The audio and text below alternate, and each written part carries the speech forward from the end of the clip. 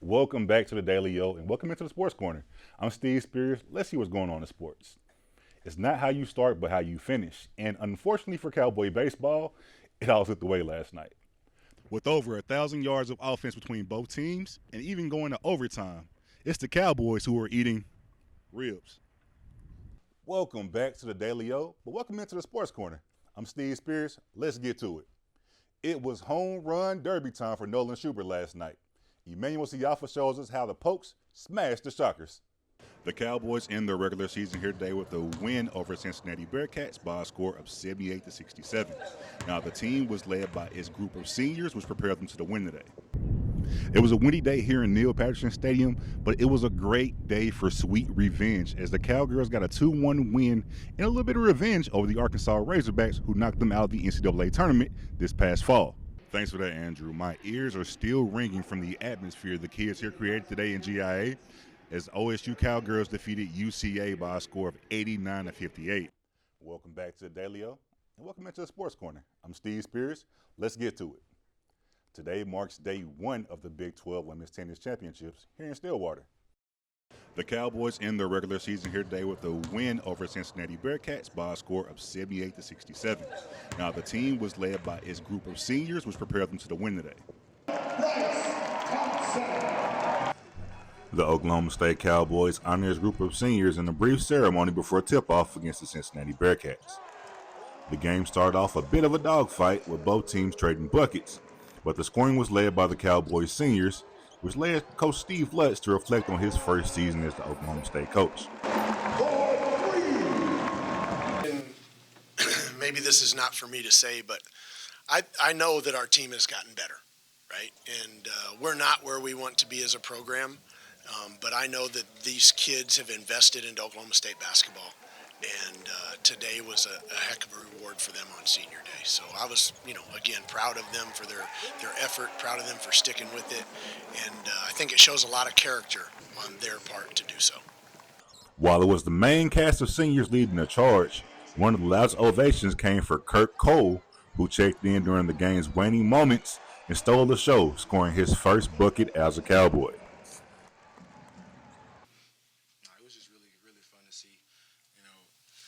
He had a few chances to get a bucket earlier in the season, but to get one today on senior night, last home game here, it couldn't have played out any better. Now, the Cowboys may have their scouting done for the Big 12 tournament, as there's a possibility these two teams may match up again in the first round of the Big 12 tournament in Kansas City. For the last time from GIA, Steve Spears, the Daily Up. It was a windy day here in Neil Patterson Stadium, but it was a great day for sweet revenge as the Cowgirls got a 2-1 win and a little bit of revenge over the Arkansas Razorbacks, who knocked them out of the NCAA tournament this past fall. It was all defense early between these two teams, as the Cowgirls only had 2 shots at the net in the first half. But the story of the day was the physicality of play from both these squads who faced off in the NCAA tournament just a few months ago. Yeah, we played those guys in the NCAA tournament last year, and they took it to us. And, that didn't sit well with a lot of our returning players. And it's only a spring game. It doesn't win anything. But I think there was a little bit of pride for our kids, and they wanted to show that they could compete, if not beat these guys. So, there was a little bit more focus, I think, from our end this game than there was previous games. But I also think their kids probably were pretty up for the game, too, because, they don't get to play too many quality opponents in the spring either. So it was good for both teams, I would say. But, yeah, there was a noticeable uptick in intensity even in our training this week, so it was good. We knew they would probably get more attacking chances in the second half, and we knew that they'd probably bring a lot of people forward. Arkansas is really good at scoring goals. They had the most goals in NCAA last season. They are a good team. You got to give them that respect. So we knew we'd probably have to play some defensive, but mostly just sticking to what we knew how to do. More than anything, just going out there and playing with intensity and hard work and effort. So yeah, we're just keeping our energy high and carrying it over from the first half. Just making sure we had it from the second as well. The Cowgirls have one more game this spring season as they take on Tulsa next Saturday here in Neil Patterson. From Neil Patterson Stadium, Steve Spears, Ocali TV. Thanks for that, Andrew. My ears are still ringing from the atmosphere the kids here created today in GIA as OSU Cowgirls defeated UCA by a score of 89-58. The Cowgirls started the game off on a 9-0 run sparked by senior Annegret Assis' three, followed by Tannen Magassa in the post and a pull-up by Alexia Smith, which left UCA stunned as OSU was filled by the excited crowd of kids here today. You know, it's just a special day for us. It's a cool opportunity for us to get to use our platform to give kids opportunities and exposure to really high-level basketball. And, you know, we talked a lot before this game about just what we wanted to make of today. And that was just to inspire and, you know, be great role models for all the little ones out there. So I am very, very proud because I thought that our kids did that in every way, shape, and form. The team continued to keep their foot on the gas and pile up the buckets as the Cowgirls raced off and left the Sugar Bears in the dust. Now, this is the first time in the J.C. Hoyt era the team has started out 5-0.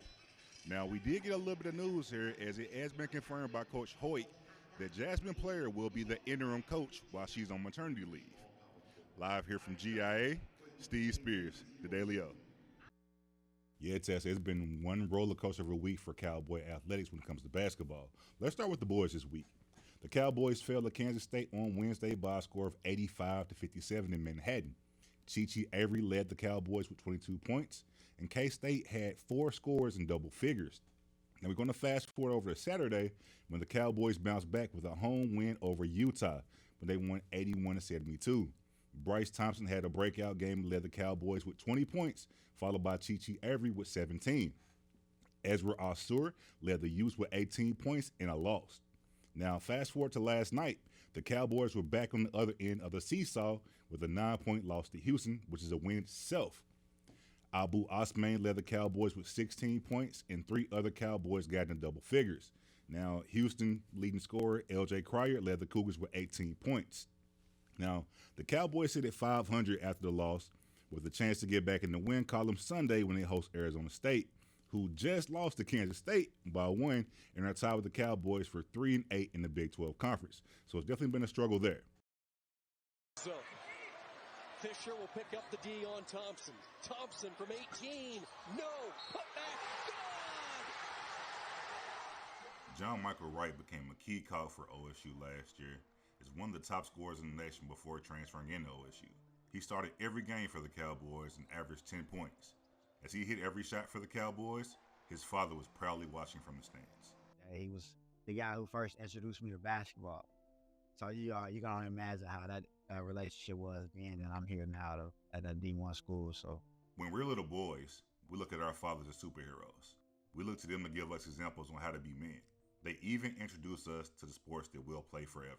Yeah, he never missed a game, right? Yeah, he really loved basketball, man. Like, cause he was a player himself. He played at D3 at Eureka College in Illinois. So yeah, he was at every ASU game, every high school game, and every game last year here at OSU. He was there. To prep for his final season at OSU, the Cowboys took a preseason trip to Spain, where he then got a phone call that would change his life forever. So my brother called me at like 7 a.m., but it was 1 a.m. here. So when he called me twice. I didn't pick up, and then my grandma called me, and my grandma doesn't really call me that much. So I'm saying, okay, what's going on? So then he called me again, and I picked up, and I said, well, what's up? And he was like, man, I'm so sorry. And I was confused because I thought maybe he like crashed my car. I was like, man, Bishop, because we called my stepdad Bishop because he was a bishop of church. He said, man, Bishop died. And I'm like, what are you talking about? And he's like, man, he passed away. He was sitting in the chair and stood up. Told my mom, he said, man, I ain't gonna make it, and laid down. And she took him to the hospital, and then the doctor told him he was gone. And he told me that. I'm like, bro, like, I'm just confused. And I talked to him the night before, probably around 12 o'clock, and he sounded fine. He was just saying, man, I'm so proud of you. I can't wait for you to get back. And then 7 hours later, you know, he didn't know that his time was coming. And, you know, I'm thankful that we was able to have that conversation, but still, you know, I feel like I wasn't really able to. We weren't really able to close it off the way that I feel like it deserved to happen. Players see the court as a way to seek refuge from their personal lives, but his teammates believe he is built for this challenge. Me and Jaw's a strong guy, you know. Jaw carries himself very well. His parents raised him well, so I don't think it'll really affect Jaw. I think it'll give him a little more encouragement, you know. We do things for the people that we love, and I think he's just gonna step it up another level. John's a phenomenal player, so I don't think it really affected him. He's John Mike, you know. With Bishop no longer in the stands to watch every game, his last collegiate season has a lot more meaning, as it's not just about basketball. Because my whole life playing, I've always known him to be in the stands. Or if he wasn't in the stands, he would just call me or send me a message before the game. And just not having that, it was just kind of weird. But this season, it's dedicated to him. Bishop's legacy has had a long-lasting impact on John Michael. He still follows the examples that were taught to him by his superhero. My stepfather has taught him to not be fazed by a lot of things. Even in his death, he's kept that teaching. So he's, pushing forward. He's composed. He's, motivated, and he's ready. He's going to do well, and I know, my father be proud of him.